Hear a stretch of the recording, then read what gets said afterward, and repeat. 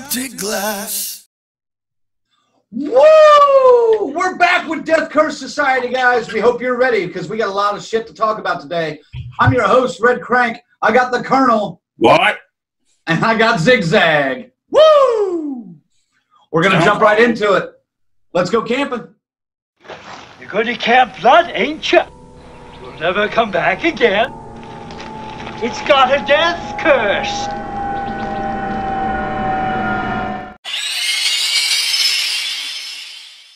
All right, our topic on Let's Go Camping this time around is the new film out in theaters right now, just dropped this weekend, Pet Sematary. We're going to talk a little bit about that. I'm going to throw it to Colonel first to talk his thoughts about Pet Sematary. Give it to us. Okay, you want me to give it to you? I want you to give it to me. You want me to give it to you straight or to the side? Or from behind? Hey, I'm a man of many different angles. I want to say right now, I was not a fan of how dark the movie was filmed. I would much appreciate if it was a little bit lighter through the beginning half of the film, and then once things started hitting the fan, it got darker. To me, it was just too dark. The whole film really didn't set the tone. Man, I just could not get into this movie. Granted, as you guys well know, I'm not a big fan of the original either. So I was still like, why does this deserve a reboot or remake when the first one bad to begin with? I prefer Pet Sematary 2. And that movie's shit. I'll admit it. That movie's fucking garbage. But I'll watch that before the new one and the original. There's no character development. That was kind of rough. To me, like, John Lithgow didn't do much for me as Judd. The girl who played Ellie, I think she did a pretty good job, especially in the later parts of the film. And the whole switch between Ellie and Gage, that really didn't add much to the story, if you ask me. It was kind of like, nah, fuck, I knew it was going to happen, okay. It just really wasn't that good of a film, man. Zag, you don't seem as too enthused about it either. Give it to us. I got into it. I was looking forward to it. I actually got into the plus of the hype column on this one. Slight variations from the book here and there. What we did with this new one validates what we thought. It did not need to be remade because we already know the twist, the big twist. Gage is not the one run over by the truck. It's the sister. Where they fucked up, the way they shot it, it totally looks like Gage is going to get it. That would have been much more of a punch in the face if it gone that way in the movie, because you didn't really have anything else that varied from the original besides that. There was just slight changes to the same stuff, and it's the same thing. Boy, you're going to be disappointed with the Zelda stuff. There's a whole lot not there. Yeah, that one fell flat on its face. Kind of early to be getting fired, Colonel, in this show. I mean... Hey, I figured just get it out of the way, man. Okay, let's hold on then. We'll wait. Leave the dad jokes to Colonel. He'll take care of those. Yes. God damn it, we love him. I thought the previous cast handled it better, the characters. It just felt like they were emulating the old one to me the whole time. I was disappointed in the end. It was, this film did not need to be made. I'm glad I'm states away from you guys because I'm about to just completely disagree with almost everything you guys have said. Crank, before you get into that, let me just say Ellie did a fine job as an actress in this film, in my opinion. What the problem was, I think the load was just way too much for her to shoulder throughout the entire movie, because she is the main thing going into the later acts of the film. So, I don't know, man. There's just a lot to it, and, Gage didn't have that kind of, he just had to walk around and be creepy in the original. So, I mean... She had a lot more dialogue, and they try to show a lot more into why they're back, I guess, or how it is being dead. I took a lot more out of this movie than you guys did. First off, the book has always been very powerful to me, and the original movie was very powerful to me. The scene in the original where Gage gets hit, it's almost one of those images that's in your head worse than is on the screen. Does that make sense? Yes. Yes. In your head, it plays out so much. And I watched the original again just to refresh my memory. That's always been a powerful scene. And even more so since I've become a parent, has it become even more engrossing. I thought this one handled a lot of things pretty well. I liked the direction, or the directing of the film. I will agree with Colonel on one thing. Some of the elements and some of the shots were a little dark. I wish they would have lightened up some of it. I have terrible eyesight anyway. I'm getting tired of going to theaters on a big ass screen and still having to squint a little bit to see what the hell is going on. I love the acting. I thought the acting in this was great. Jason Clarke did great. The mom did great, but they weren't over the top. And you could have gone easily over the top with almost any of these roles. I like John Lithgow in this. I thought he did well because, again, it was the subtleness of the acting and all the characters was what really sold it to me. You got something there with that with Lithgow. Mm-hmm. The whole time, if you watch his eyes, he's dying to not tell him something or tell him something. There's something, and it was great. I picked up on that immediately. Yeah. The only thing he really oversold is when he was like, well, I gave you what you wanted. That's what you wanted, wasn't it? I didn't like that part. Yeah, I could see that, I guess. But I still thought it was all right. Yeah, I still thought it was great. I still thought it was a good performances all the way around. Yes. Ellie did great.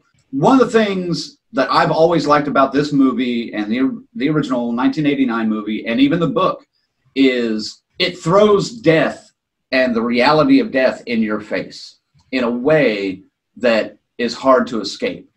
And it reminds you that we're all mortal. And that's one of the things that I've always loved. And especially, like I said, now that I'm a parent and you guys are both parents as well, you guys can relate to this. You know, the loss of a child is one of the greatest fears, like real horrific thoughts that ever goes through your mind. Watching this family deal with that really affected me and really hit me. And I thought they played it very, very well. It doesn't suck, man. It's not a terrible movie. But, I mean, if you're going to reimagine something, let's, come on, give me some different shots. And, these guys are talking about it being too dark. I thought it fit because it's a fucking zombie. Just the way she stands in the shadows, that's what the whole thing was about. People, they're walking around in these houses and shit, and it's dark, and there you see something. It's like, well, what is that? And it's. I just think it would have been more appropriate if, when everything was going well in the family, oh, look at this family, they didn't put such a dark filter over it. Even the day scenes were a little darker than I would have liked. I would have been like, happy, bright. Didn't put that filter in, tone everything down. I think it would have set the mood better. It's funny you say this, but the brightest scene in the entire movie was the truck hitting Ellie scene. Literally. Yeah. Like, that was the only one that was like, that whole scene was brightly lit, but I could see why, because the mood was happy. It was a birthday party, blah, blah, blah.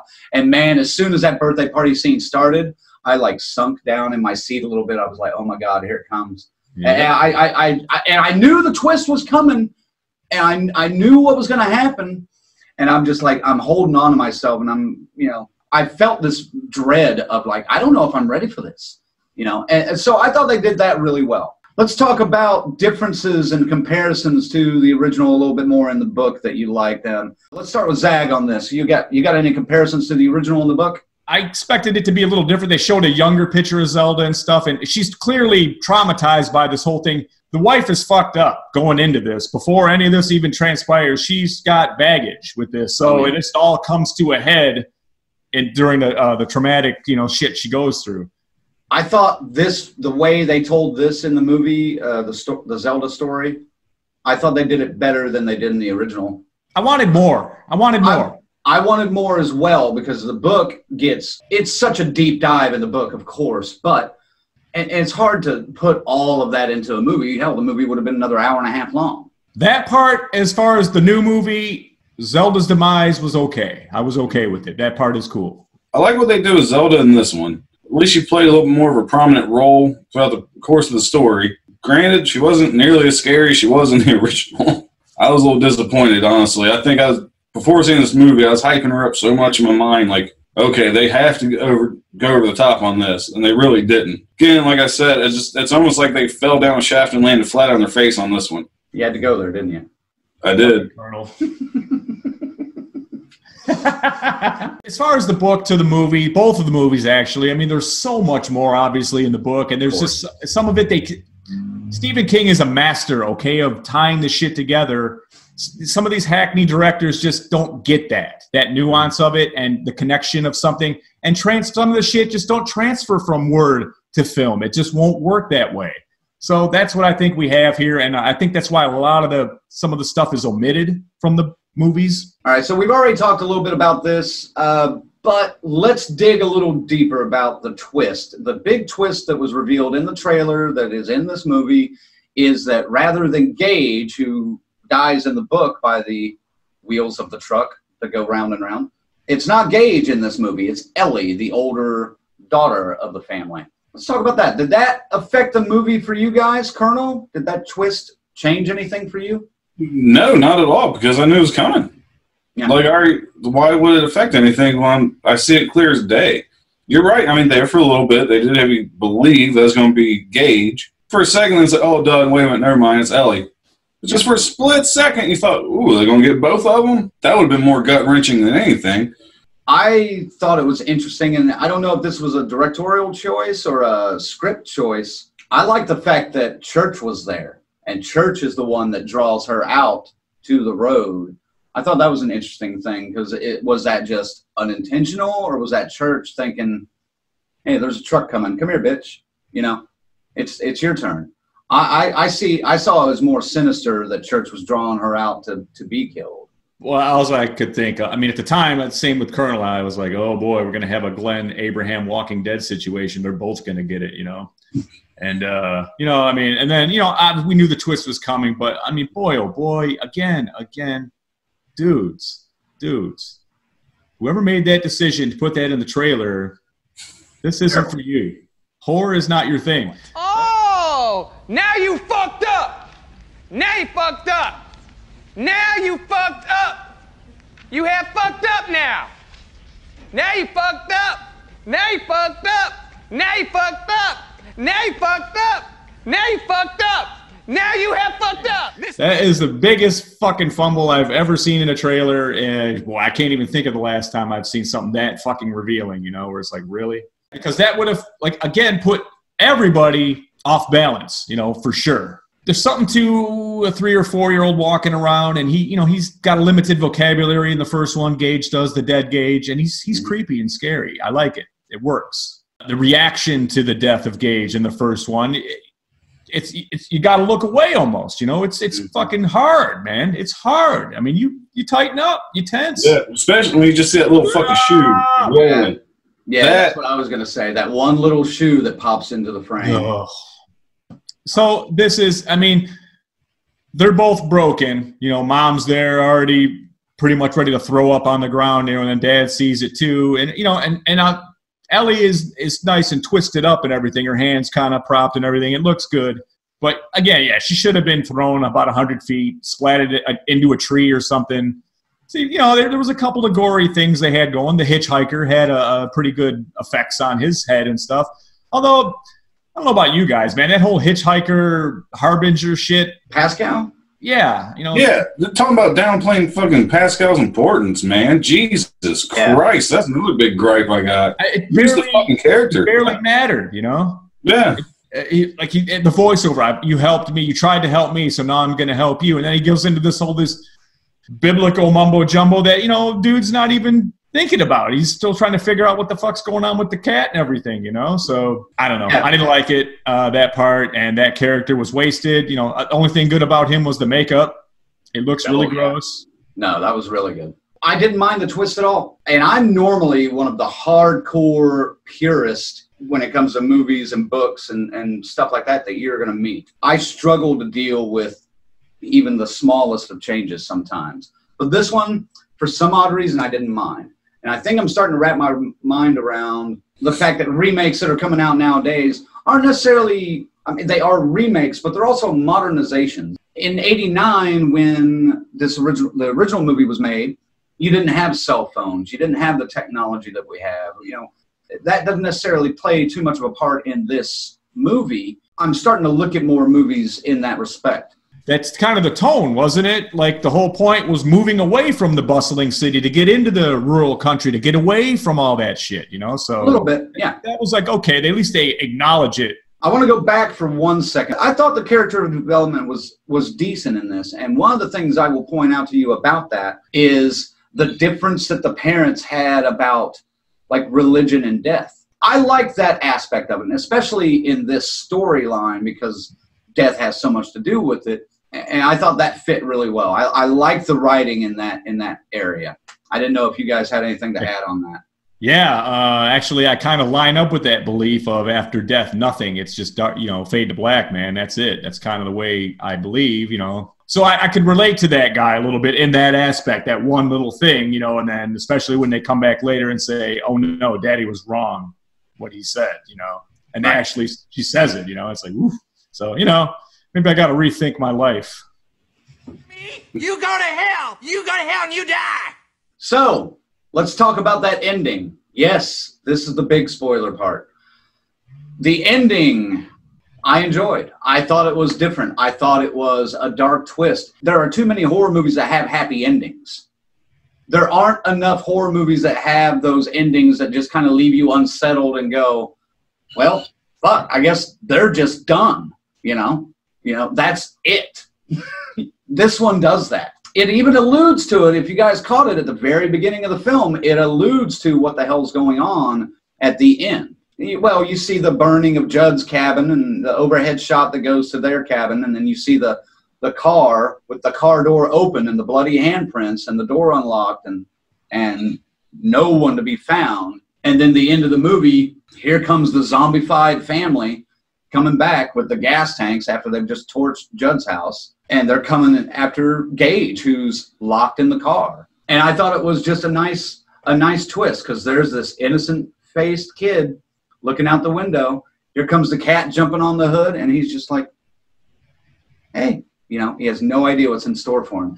I know you guys are about to disagree and shit all over my cornflakes, but Ziggy seems too excited for it, so I'm going to go to Colonel.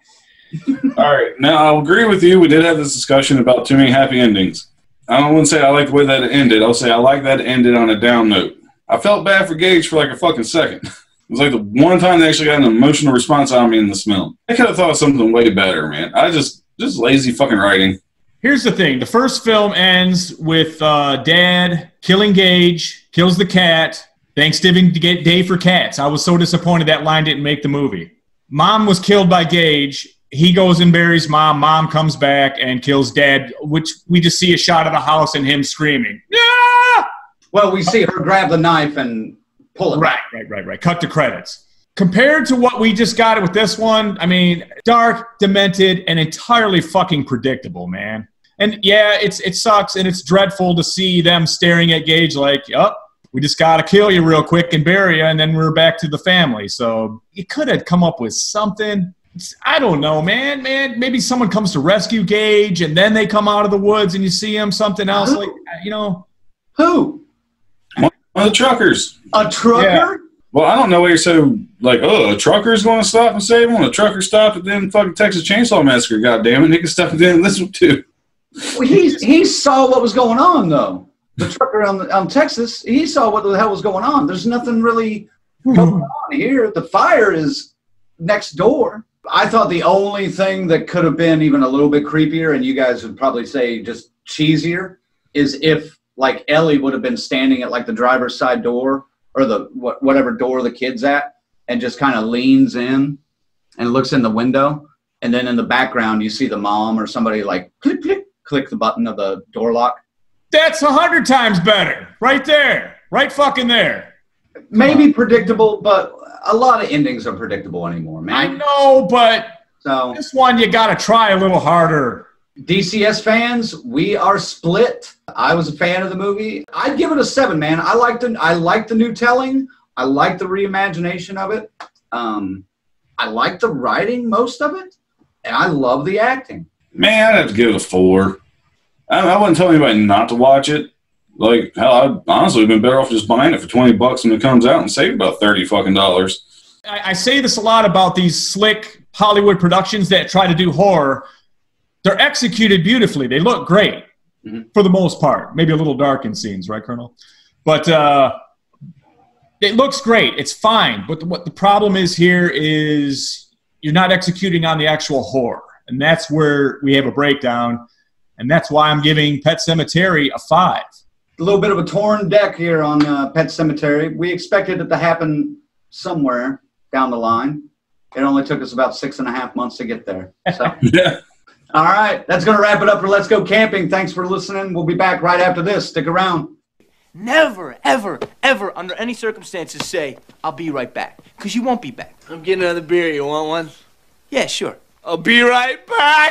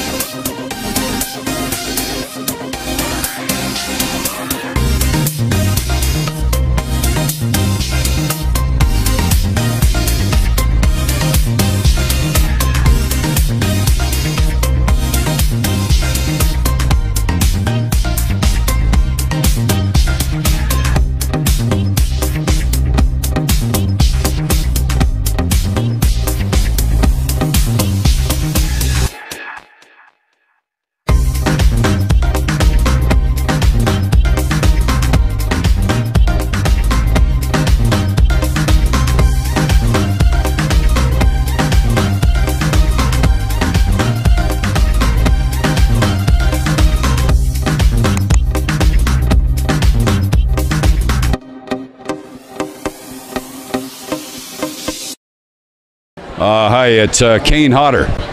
You're listening to Death Curse Society. Keep listening. Or don't fucking listen. I don't care. Welcome back to Death Curse Society. It's time for some stories around the campfire. I don't want to scare anyone, but I'm going to give it to you straight about Jason.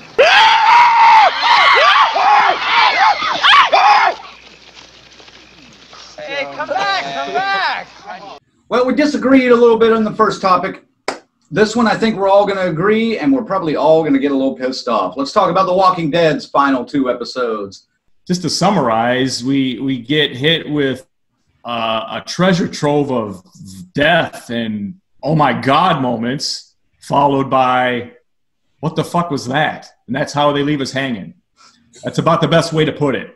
I don't know. I guess there's a reason they did what they did that way, but I'm confused and disappointed. I've started referring to it as Walking Dead 90210 because it's more about the relationships than it is the actual action or what's going on in the Walking Dead universe. You know, it's about the preacher's sleeping with this chick, or everyone was knocked up by him. Yeah.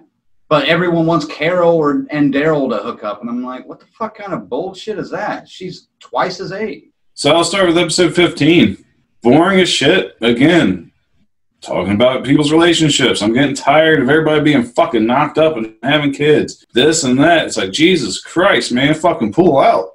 You know there's zombies around. I don't give a fuck you got community or not. Pull out, dude. The last 15 minutes or so, it's like, yes, Walking Dead. This is what I like. You got all these fucking heads on the fucking sticks, marking the boundaries of the territories.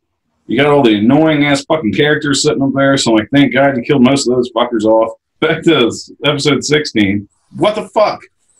It's supposed to be so cold in this snowstorm. You got fucking zombies walking around everywhere. For one, they should have been fucking frozen. Oh, wait a minute, that's right, we had a frozen one at the very end after the storm. They would have frozen long before that. It was fucking stupid. Here, once again, we have something that, everybody got on because it was quality film television, okay? Everybody got on board, not because it's just, it's the cool thing to like, what, The Walking Dead, water cooler shit? No, man, it was a good fucking show, and it got all of us, and it engorged, just everyone was locked in. And then you turned it into fucking Melrose Place. I definitely don't like where this show is going. I was kind of excited when Angela Kang came on as the showrunner, because the first few episodes weren't bad this season. And then it just, literally nothing seemed to happen since, episode 3. Except for, one thing here. And then 6 episodes later, one thing here. We're not the fans of Twilight and 90210 and Melrose Place. We like horror with horror, okay? We don't care who's fucking who. If someone wants to get their dick and get it in there, great. And then bite their fucking head off. Better yet, bite their cock off. Let's see some gore here, man. Get us back in now. To be fair, Eugene did bite a dick. Episode 915, boring as shit for the first hour. good for 15 minutes at the end. We lose 10 characters. Tara, Henry, and Enid are the three major ones. And the hot redhead that, used to be Negan's wife. Yeah, shocking, off-putting, promising for something else to come in the future. Like, preferably the next episode. And then the snooze fest that was the season finale. Oh, but wait, everyone's excited that it's snowing. Who gives a fuck? Give me a good story. Why hadn't it snowed the last 8-9 years? All of a sudden it just decides to snow?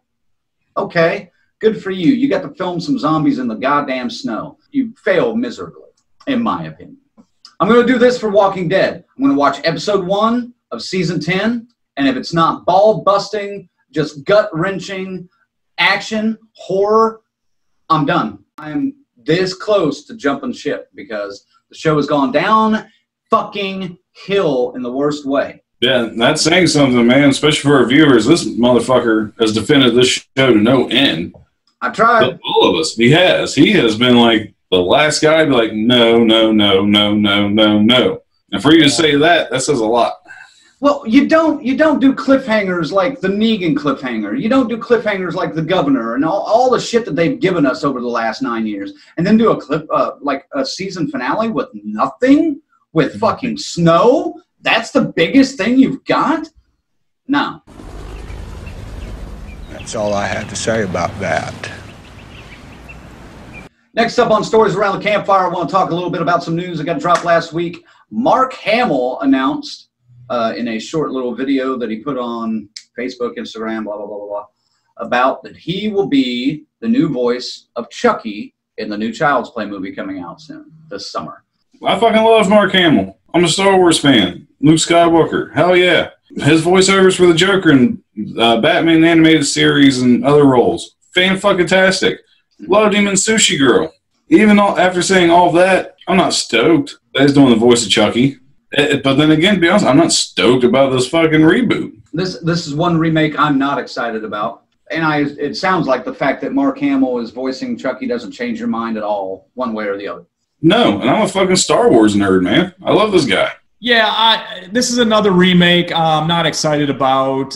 What we have here is a dispute between the creator, Tom Holland, and the studio who he signed off to get Child's Play 1 made. Here's how fucked up it is. They're making a Child's Play movie for theaters. He's making a Child's Play series, and neither one of them have anything to do with each other. It looks like they upgraded it. It's artificial intelligence now, and this is what may save me to I will go see it because it does look so different. And Mark Hamill is the voice of Chucky. I'm with you, man. As the Joker, all the things he voices, he's great. So I think he'll actually lend credibility to this. Probably make it a little bit cooler than it was. But he's no Brad Dourif here. I mean, that's Chucky. It always will be. And, so they're going to have to impress me. I'm going to need a scene or two to entice me to come to a theater to see this. But Mark Hamill as Chucky, I'm all for it. I think it's a good choice. It doesn't really make a difference to me. No. If it's not Brad Dourif and he's not doing it, and then you say, okay, I got Mark Hamill, fine.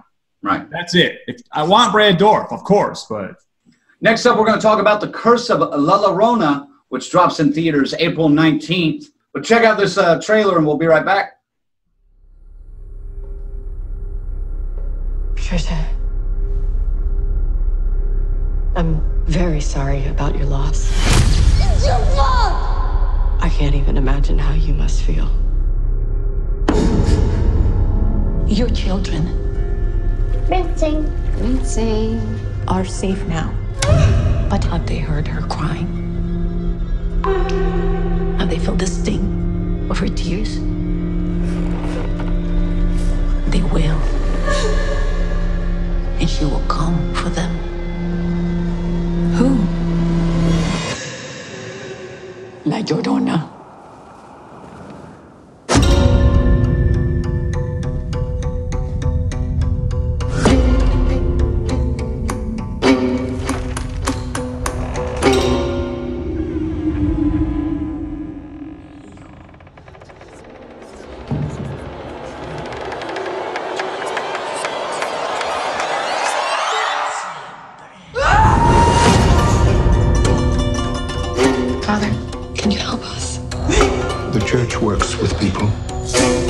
improvise in situations like this.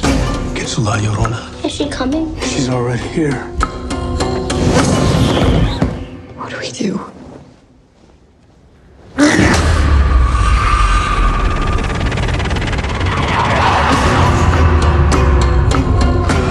We are facing an evil. It has no bounds.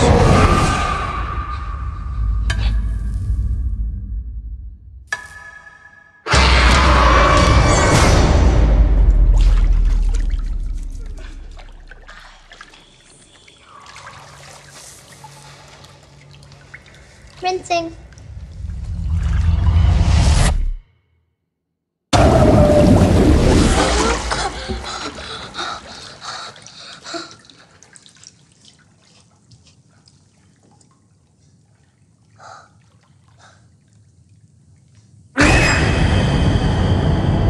The Curse of La Llorona.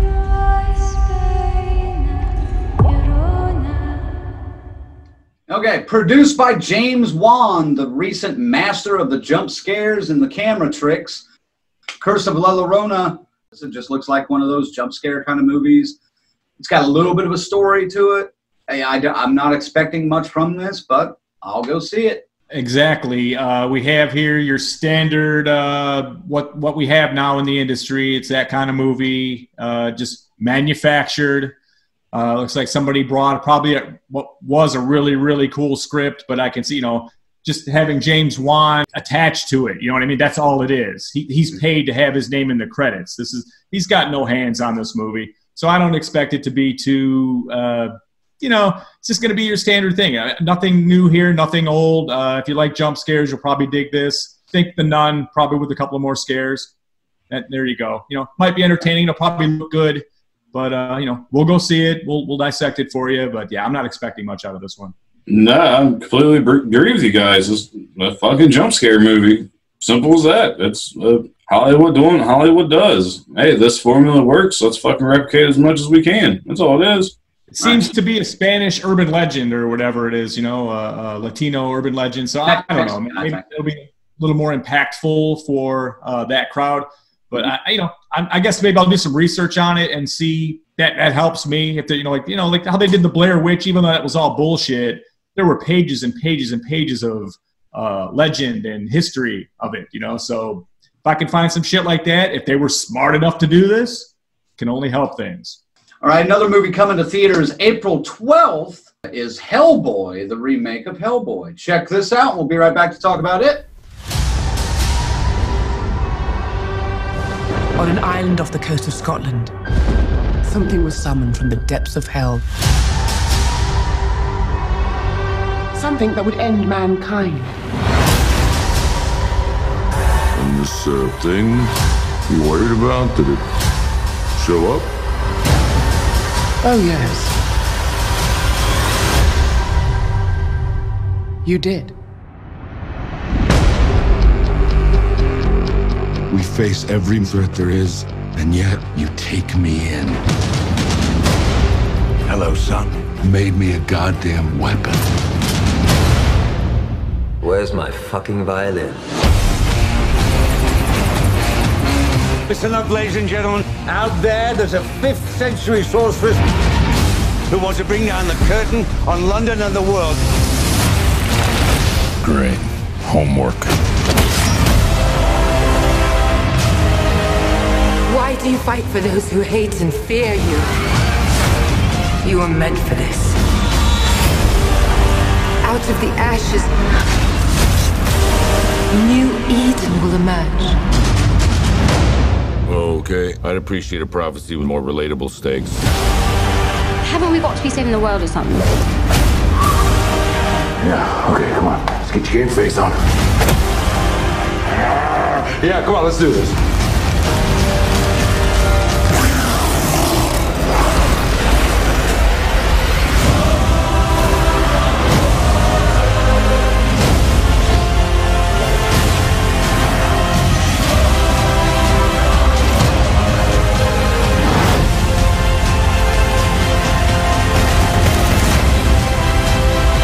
Be my king. We belong together, you and I.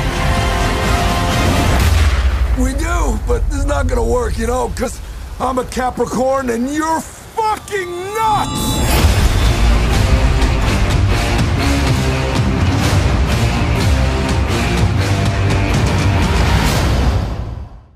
So that's the trailer for Hellboy, which drops in theaters April 12th. Hellboy, man.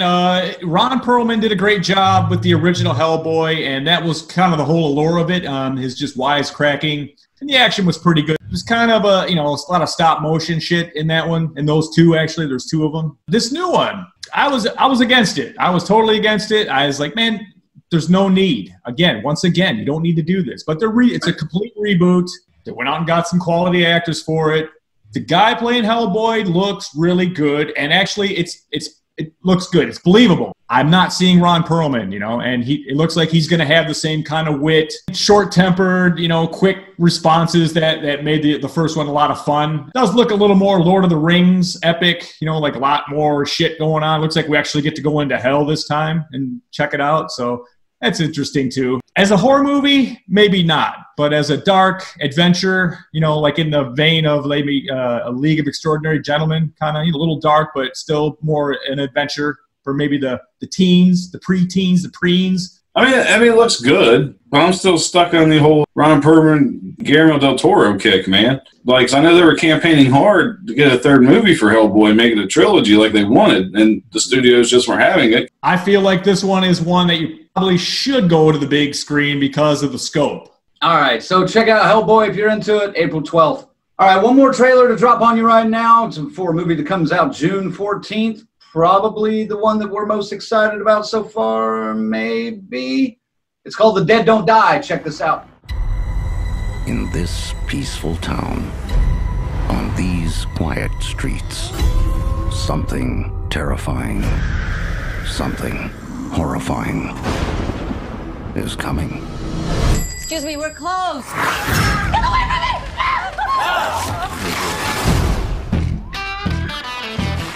What the hell was it? A wild animal? This is really awful.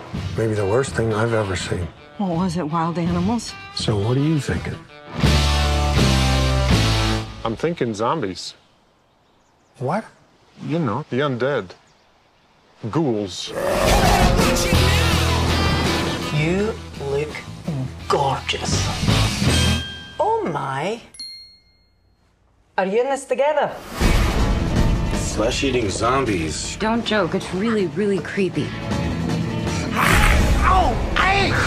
Oh, man. This isn't gonna end well. They gravitate towards things they did when they were alive.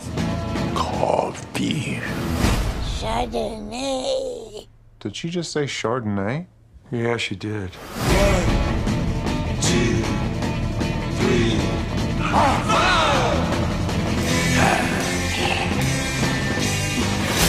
Welcome to my world, zombies. I've been telling you this is all gonna end badly. Well, that's unfortunate. I'm quite confident of my ability to defend myself against the undead. I can see that.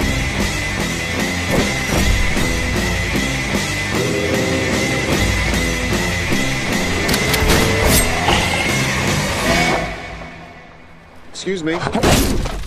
Those are some pretty good cuts. You played some minor league ball, didn't you? Well, a little Class A. It was a long time ago. So that's the trailer for the new movie from Jim Jarmusch, The Dead Don't Die, coming out June 14th. Colonel, what do you think about this? You looking forward to this one? Am I looking forward to this? Ghouls. That's like the way Adam Driver said it. He's like, ghouls. Yeah, I'm looking forward to it. I mean, the cast is fucking stacked, especially having Bill Murray. The humor is going to be for a select few. Pretty sure the three of us is the type of humor we enjoy. Yeah, I mean, I'll go see this one. That should be fucking awesome. Yeah. But let me just say, the trailer. First thing I ever noticed on the trailer, I was watching, I'm like, okay. Holy shit, it's fucking Iggy Pop. Yeah. Stuff jumped like that, man. It's like, fucking Iggy Pop, what the hell? I mean, I'd say the only thing I'm not looking forward to in it, it's not like a deal breaker, is the zombies talking. But it was funny. Chardonnay. Did she just say Chardonnay? Yep. Yes, she did. All right, Ziggy, what do you think? Oh, my God. Bill Murray in a fucking zombie movie. I've been waiting for this since... Wait a minute. Zombieland. When did that come out? No, I'm just kidding. This doesn't matter because this has nothing to do with that. He played a fake zombie in Zombieland, and that whole scene pretty much stole the movie, let's face it. Here he is now, and just him in the trailer, the dry delivery of what we've seen him deliver, just a little bit, already tells me this is going to be fucking hysterical. I can't wait. This is going to be so good. Even if it don't come out at the theaters, which it is, I would buy this sight unseen, $20 for a DVD probably, no problem, because I just know it's going to be that kind of fucking good movie. You just know. You just know sometimes. Yeah, this looks like a lot of fun. Hell of a cast. Did you guys find it funny that Iggy Pop probably just needed a little dust of fucking gray powder on his face and he was already a zombie? You know what I mean? Some contacts. There ain't much.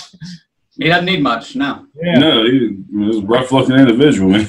Yeah, the guy's only like 380 years old, so yeah, might as well. He's a vampire.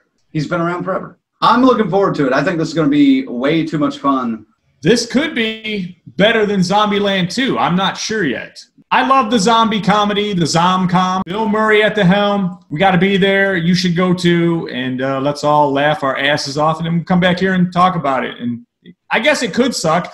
Obviously, I'm overhyping the shit out of it. So yeah, you're going to be disappointed. I don't think it's possible with Bill Murray in this kind of position. Well, that's going to wrap it up for Stories Around the Campfire. We're going to take another quick break, and we'll be back right after this. I'll be right back. Don't get dressed. Oh, fantastic. Holy. Do you like Death Curse Society? Support the DCS by advertising with us. We have several different ways to advertise. Sponsor a segment or a complete show, 30 or 60-second commercials, product placements or service discussion, banner ads with links on our interactive website, full website page sponsorships, get Facebook and Twitter mentions from our host or special guest, special shout-outs on our YouTube channel, and more. You can even advertise regionally through our website and keep your costs down, or ask about our package deals to save even more. Visit our website at deathcursesociety.com and click on the advertising sponsorship link under contact on the main menu. Thanks. Hey, this is PJ Souls, and you are totally watching Death Curse Society. So keep watching.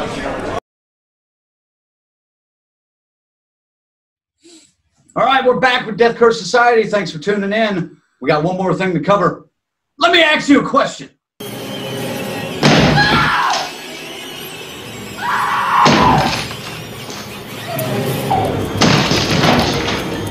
Here's Johnny.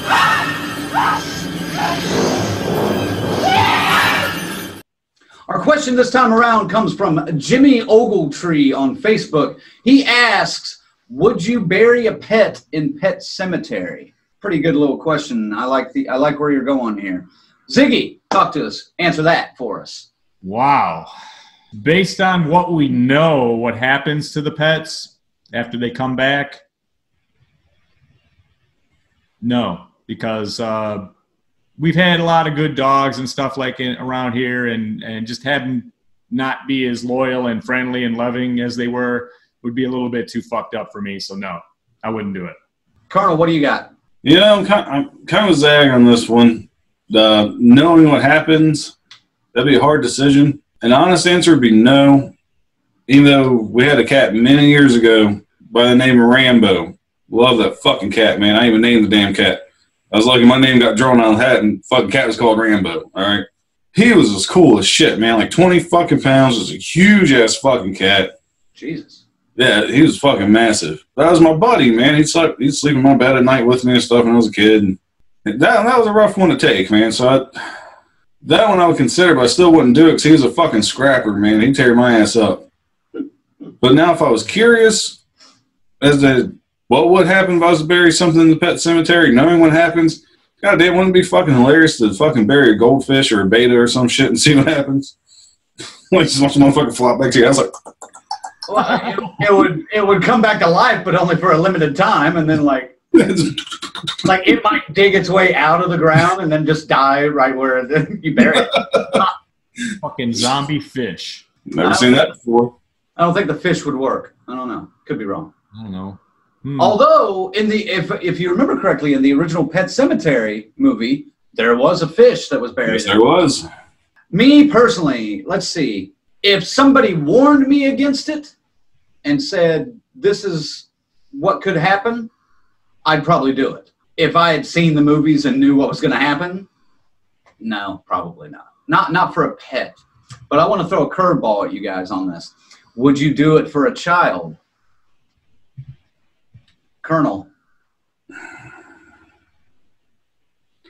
Let's get deep, man. Yeah, sorry. Who sent this fucking question in, man? No, man. This is my end. This is my question. Would you do it for one of your children? Of course. Of course. On some real shit. We all know what a parent's greatest fear is. Losing one of your children. Your children are supposed to bury you. You're not supposed to bury your children. I would lose my fucking mind if that happened. I probably would. You know, I mean, I can't even make a joke about this. I can't amp myself up. Like, this is a fucking somber-ass discussion, so yeah. Yeah. It was kind of going serious on the fucking pet side and shit. Now you're throwing... Occasionally, we gotta get some deep conversations in. You know, we can tell each other to suck a dick, you know, all the time. But let's talk turkey here. Zach, what do you think? Just we know what happens, though. You know, they're not the same, and yeah, man, no. Do you still say no? I still say no. Still say no. I couldn't avoid the opportunity. Yeah. I would give it a shot. Now I might wrap myself in bubble wrap and get rid of all the knives in my house. Right. I mean, I guess if you got to lock you got a fucking panic room or something, I guess it might work. But I mean, I don't know, man. That's heavy shit. Yeah, I didn't think about the panic room. Just lock the kid in the panic room, you know? Kind of, you know? Yeah. Hey, good old governor. Pull him in a straight jacket and chain him to the fucking wall. Yeah. I'd forgotten about the governor for a second with his kid, the zombie. Yeah. Man, that's a little fucking question. I would do it. I would absolutely do it.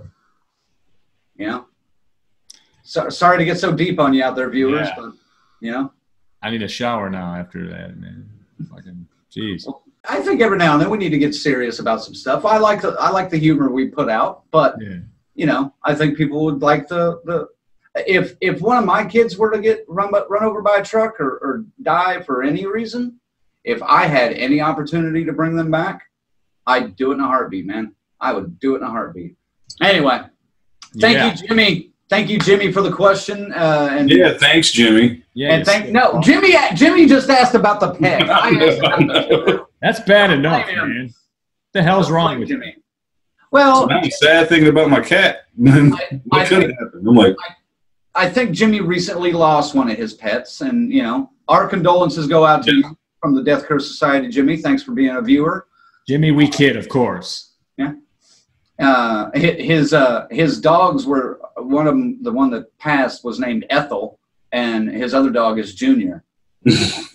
Which I instantly thought, are you talking like Friday the 13th Part 5? Say it like you mean it, Ma. Would you shut the fuck up? 5, and he's like, what are you talking about? I was like, never mind. All right. Never mind. Yep. So, but no, our thoughts go out to you, Jimmy, for losing the pet. We hope you're doing better. And thank you for the question. Sorry to you guys for throwing the curveball at you there on the end, but I thought it was a good twist on the question. So, well, guys, that's going to wrap it up with Death Curse Society. Let's try to pick it up a little bit here at the end, get us all hyped up, get us out of that somber moment. Colonel, give it to him. I just want to say a special thanks to Fillmore.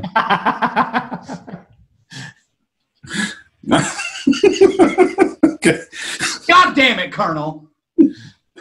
All right.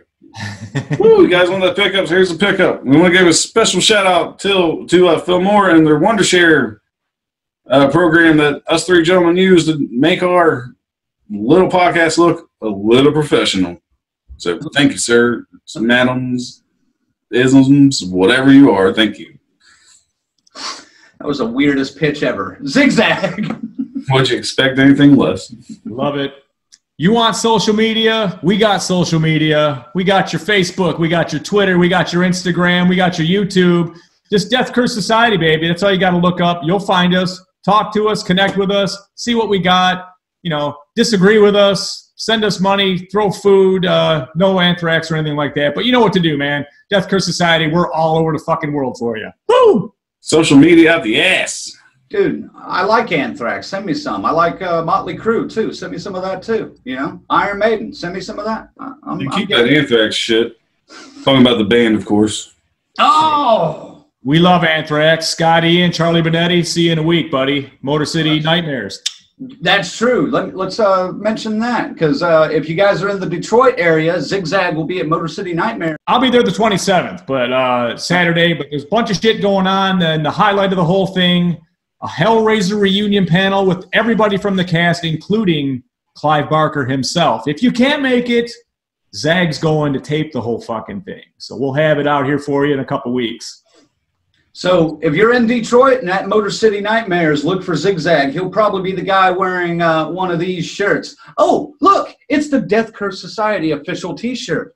You can pick this up online. They're only $20 for sizes small through extra large, and 2X and up for $25. We'll ship them right to you. That's free shipping, of course, by the way. You can send your money right here to paypal.me/zigzagisDCS, and we'll get you hooked up with some swag. Swag for the... Some swiggity swag. Get some swag. He's got swag. We're going off the rails now. Our next episode is going to be April 25th, and we're going to look into the first few episodes of Twilight Zone from Jordan Peele, which is streaming right now on CBS All Access. Until then, for the Colonel and for Zigzag, I'm Red Crank saying DCS out. See you next time. Woo! Woo! DCS out. What?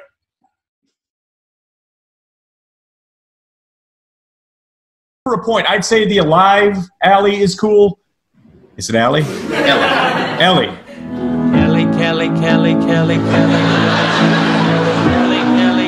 Kelly. I'm still not stuttering, so that's what I'm working on. Okay. Ellie.